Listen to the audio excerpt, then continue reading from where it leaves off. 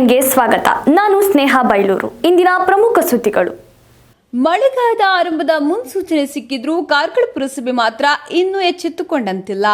ಕಾರ್ಕಳ ಪುರಸಭೆ ವ್ಯಾಪ್ತಿಯ ಗಾಂಧಿ ಮೈದಾನ ಮಾರ್ಗವಾಗಿ ತೆರಳುವ ಅಂಚೆ ಕಚೇರಿ ಮುಂಭಾಗದ ರಸ್ತೆ ಸಂಪೂರ್ಣ ಹದಗೆಟ್ಟಿದ್ದು, ರಸ್ತೆಯಲ್ಲಿರುವ ಹೊಂಡಗುಂಡಿಗಳನ್ನು ಮುಚ್ಚುವ ಕಾರ್ಯದ ಬಗ್ಗೆ ಆಡಳಿತ ನಿರ್ಲಕ್ಷ್ಯ ತೋರಿಸುತ್ತಿದೆಂಬ ಸಾರ್ವಜನಿಕರ ಆರೋಪ ಕೇಳಿಬರುತ್ತಿದೆ. ಮಳೆಗಾಲ ಆರಂಭಕ್ಕೂ ಮುನ್ನವೇ ರಸ್ತೆ ದುರಸ್ತಿ ಕಾಮಗಾರಿ ಕೈಗೊಂಡು ಸಮಸ್ಯೆಗೆ ಶಾಶ್ವತ ಪರಿಹಾರ ಒದಗಿಸಬೇಕಾಗಿದ್ದ ಪುರಸಭೆ ಈವರೆಗೆ ಯಾವುದೇ ಕ್ರಮ ಕೈಗೊಂಡಿಲ್ಲ. ಮಳೆ ಬಿದ್ದ ನಂತರ ಕಾಮಗಾರಿ ನಡೆಸಲು ಸಾಧ್ಯವಿಲ್ಲ ಎಂಬ ನೆಪ ಹೇಳುವುದಕ್ಕಿಂತ ಮುಂಚಿತವಾಗಿ ಅಗತ್ಯ ಕ್ರಮ ಕೈಗೊಳ್ಳಬೇಕಿತ್ತು ಎಂಬುದು ನಾಗರಿಕರ ಅಭಿಪ್ರಾಯವಾಗಿದೆ.